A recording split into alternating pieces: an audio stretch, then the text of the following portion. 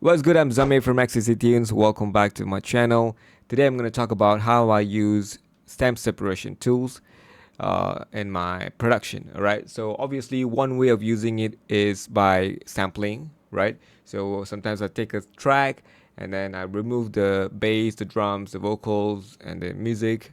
I mean the instrument, and then I will chop them up, right? So sometimes I may just use the vocals or just the music part or just the drums and stuff like that. So that's one of the most common way people use stem separation tools. I'm going to show you a few other ways that I use stem separation tools, right? So the second way is by using stem separation as a reference track when I'm mixing a song. So when I isolate the vocals, the drums, the instrumental of a reference track, I'm able to hear the mix even better. I can hear the drums level, how it is a balance between the vocals and the drums, the vocals and the instrument, and how the stereo separation and everything in details when I'm able to separate the stems, right? Obviously, when I separate the stems, it's not as clean. However, I get a little bit of idea of how the mix was actually done. So let's say this is a drum, right? And I'm not going to play this track because I don't want to get copyright strike. So by the way, this is a Drake's and Jamie Foxx song "Fall for Your Time," right?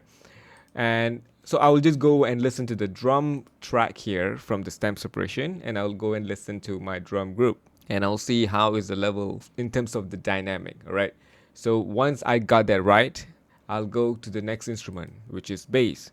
So I'll go and check out my bass. Is the bass as the same level in terms of the loudness, in terms of the dynamic, the frequency, and everything? Is it the same way that I want it to be, right? And then I'll go to the instruments, the vocals, and so on. So right now I have this vocal. Okay, this is the song that I actually did a cover just for this video, right? So let's hear it. Can I save you from you? 'Cause you know there's something missing and the champagne you've been sipping's not supposed to make you different all the time. Starting to think like the wrong thing to do, good. Okay, I know you guys think that this sounds better than the original, right? Yeah, I know you do. Anyway, so I have these vocals right here, right? So what I'll usually do is I'll listen to the original track and then I'll see how is the reverb tail, right? How is the delay? When is the delays coming? And I'll study them, right? So when I'm doing mixing, there's a lot of things that I'm learning at the same time. For instance, let's say this vocal is not loud enough, right? Comparing to the original.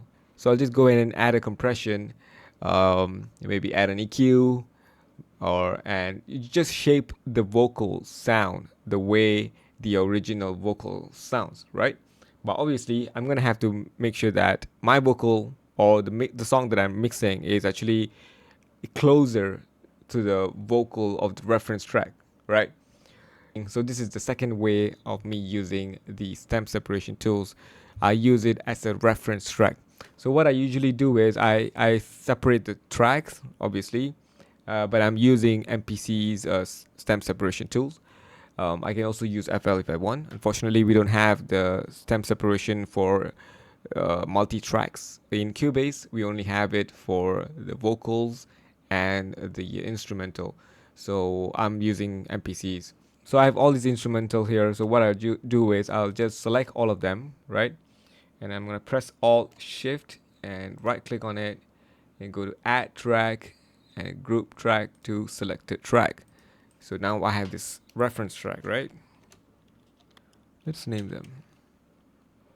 Okay, and then I'll go back here and I'll definitely reduce the level here because this track is already being mastered and it's really loud. So I don't want it to affect my judgment when it comes to mixing.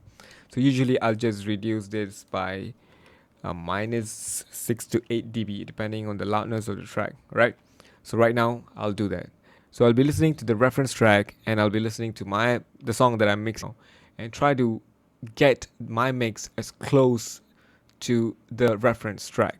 By soloing each of these separate stems, it helps me to do it faster.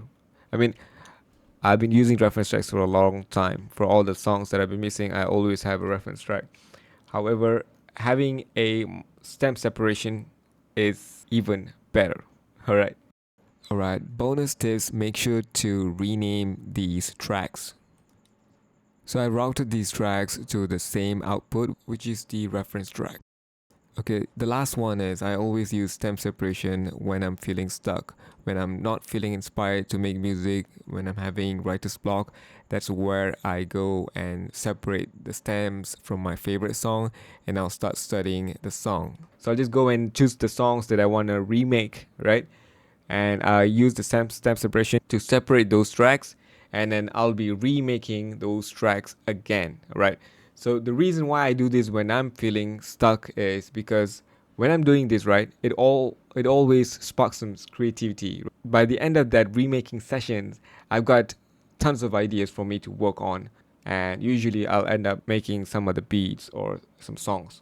Stem separation allowed me to listen to each individual elements of the song in a better way, right?